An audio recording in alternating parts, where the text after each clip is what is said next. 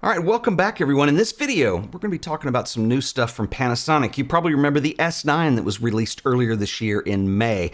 When this was released, they talked about two lenses, one of which was available at the time, which is the Funkalicious 26mm, and then they also talked about an 18 to 40mm pancake zoom lens. Well, it's here. So we're going to talk a little bit about this lens, clearly designed for the compactness of the S9. There's a couple things that I really love about this. First of all, it is extremely lightweight. It comes in at only 155 grams, and when you put it on the S9, the combined weight is only about 641 grams. So while this is probably not the kind of camera you're going to put in your pocket unless it's winter and you have a really big coat on, it is very lightweight, and the intended use of this is for people who want a very portable system that they can just kind of take on vacation, they can walk around with and get some great shots, and I think this lens does really well to complete that idea. Now, this is an 18 to 40 millimeter optical lens, but it does go all the way out to 120 millimeters if you're going to use the hybrid zoom feature.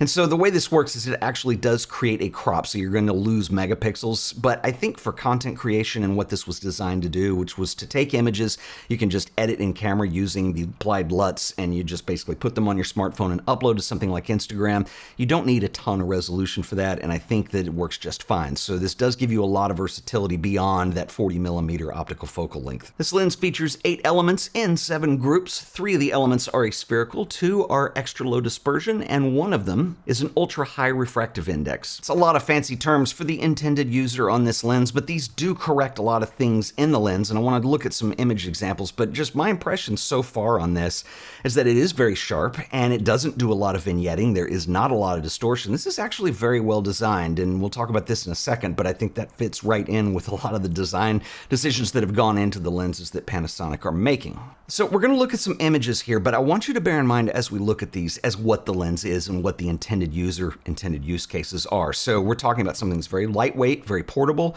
priced very well competitively. It's not an expensive lens, and so the big trade-off here is going to be your aperture, which is an f4.5 to f6.3, depending on where you are in that focal range. Having said that, it does have a minimum focus distance when you're at 18 millimeters of 15 centimeters. So this first image is an example of that. And a couple things that I want to point out is, first of all, contrast is extremely well controlled. We do get a very nice, pleasing bokeh in the background, which is not going to be the normal performance for this lens, but it is there. If I zoom into 100% on this flower with the moisture on it, you can see that this is probably not going to, stun anyone with its outrageous sharpness and micro contrast, but it really isn't bad when you consider the lens at this price point. I think it's very adequate. The only thing that I see, and I shot this wide open, so this is at f4.5, we do have a little bit of veiling around the subject here, but it's very well controlled and it's really not a big deal. We're at 100%. If I zoom back out, you're going to see that you really don't notice very much at all. So I think this is very acceptable performance on this type of lens. Another example here, if you want to look at micro contrast on something like this, I think it performs better than a lot of lenses that are in this category. If you look at this image, and we have a lot of textures, a lot of sharpness in here. If I zoom right in, again, it's a 24 megapixel lens, so we're not going to get a crazy zoom on here, but it does work pretty well, and I think this is very well controlled and certainly acceptable. Again, the intended use is something that you could take on vacation or even just walk around with, and I think it certainly does well for something like that. It's sharp enough. Another example here, you can see vignetting is very well controlled. If I zoom right in, this is f8, so you're going to get a very sharp picture in the end there. Micro contrast does improve when you stop down, and so this lens does need a lot of light, but for that intended use, once again, I think it does the job. You can also see a lot of the sharpness in the power lines over here. It does pretty well. Now, I didn't really test chromatic aberration on this lens, but I will say in the examples that I have here, there are spots where lenses that I have that are a much higher price point would give you a little chromatic aberration. So I'm not saying it's not going to be existent, but I didn't notice any major problems with it. Color and contrast are very well handled with this lens, and I think this is the kind of thing where you're not going to lose a lot of shadow detail. The image holds together. Again, I'm pretty impressed with how sharp this is, especially when you look at some of the type here below the train. It holds up and it does really well. And again, just to point this out, the whole intention of the design with the S9 is something that is very compact and lightweight, and it does the job.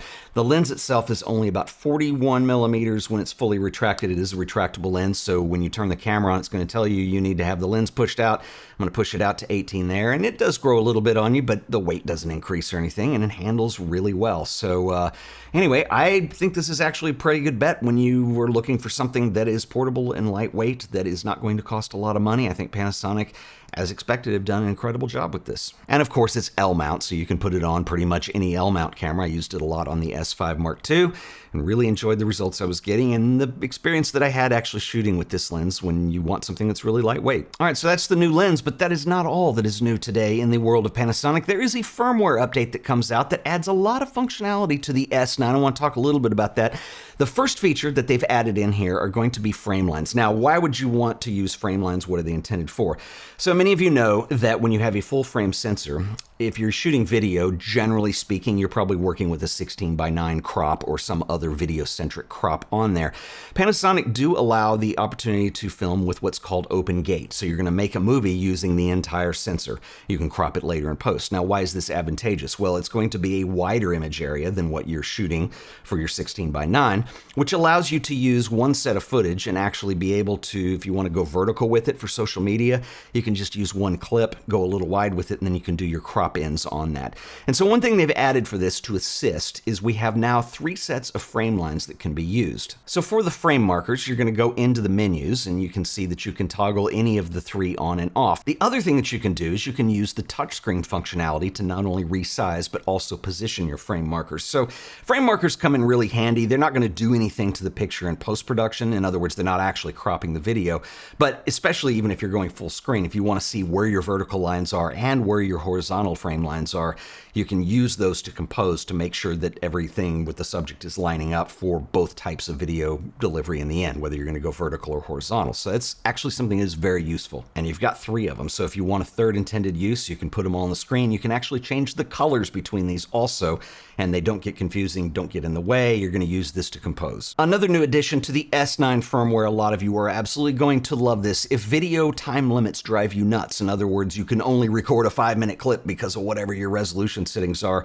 well, Panasonic found out that that really wasn't a problem at all. So they have actually added a button in there now to make video record limit selectable. So it sounds like we're adding a limit. We're actually adding the ability to not have the limit on. So this is actually very cool. It'll give you a couple warnings saying that, hey, you might overheat the camera. I haven't had any problems with it at all. It works just fine. So for people who have trouble focusing on airplanes and trains, you are now covered. These are subjects that you can select in the recognition settings. And we also have target points for cars and motorcycles. So if, for instance, you want the autofocus to prioritize the helmet, you can do that. Or if you want it to prioritize the bike. Anyway, for people who use a lot of autofocus, I can see this is a really interesting addition. We also have some enhancements in the Lumix Lab mobile app now. So the ability to actually do remote shooting with this, or if you want to trigger the shutter remotely. And then also we have some options in terms of being able to select specific files and transfer those over if you don't want to bring everything onto the mobile app. And speaking of firmware, we're just getting warmed up. So we not only have firmware for the S9, but also new firmware for the S5 II, the S5 IIX,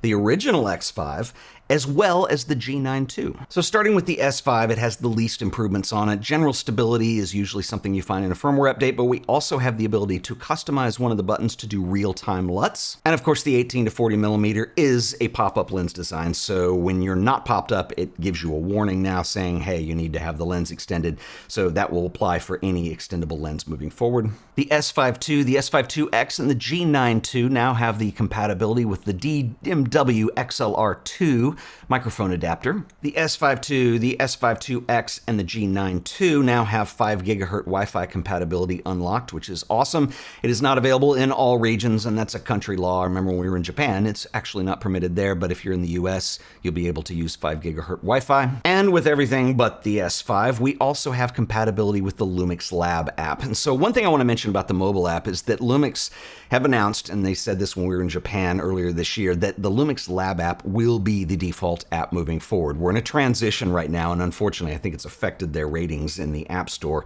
at least on the Apple side of things. But they are adding more compatibility with various camera models, so we're going to get that in everything but the S5. And for those of you who love your photo styles, the S5 II and the S5 IIX now get the Leica monochrome black and white style, which is actually very beautiful and very usable. I enjoyed using this on a bunch of my photographs here. And if you use Lightroom and you shoot in RAW, these will come up as camera profiles as well. So then they're not just limited to JPEGs. So a lot of new stuff for Panasonic today, and I want to talk a little bit about the S9 because I know this has been a little bit controversial since it came out, and I want to give you some of my impressions just on this and the system now that we've had it for a few months now. So the S9 targets a certain type of photographer who is going to be focused on content creation. It's a great beginner camera, and I think it's sold fairly well. It's not really designed for somebody like me. It's not something that I would instantly recommend, but that would depend too, because I think somebody who's a beginner and just wants something with a little bit better image quality than they're going to get on their phone for something like Instagram, and they get lens choices, and it's part of the L-mount alliance, this is actually a really interesting addition. Having said that, the thing that I love the most about it is it's essentially the same camera, sort of, as the S5 II, or even the S5 for that matter. The image quality is identical, and if you're fine with 24 megapixels, you can get some wonderful images with this. I found myself taking this home a few times. My favorite lens that Panasonic has released is this 100mm macro lens, and it's a lot of fun to use. And again, if you don't need the megapixels, and the biggest complaint for me is the back screen. If you're shooting out in bright sunlight, it does become problematic. You need to crank up the brightness on it, and even then it's kind of weird trying to shade it. But if I'm working in even light, which I typically do, I don't shoot in bright daylight a lot, it works really well, and it's a really compact, portable system that you can kind of take anywhere. And I think that Panasonic have really done something interesting with that even though for serious photographers it may not fulfill a need. Yes, I would love to have an electronic shutter, and yes, I would love to have an option for an electronic viewfinder that would make this a camera that somebody like me would use, but that's not the target audience. And I think that Panasonic has done something really cool in the Lumix lineup with putting this camera out. So as always, I would love to hear what you guys think, so drop me a comment below. See you in the next video. Go upgrade your firmware. Until then, later.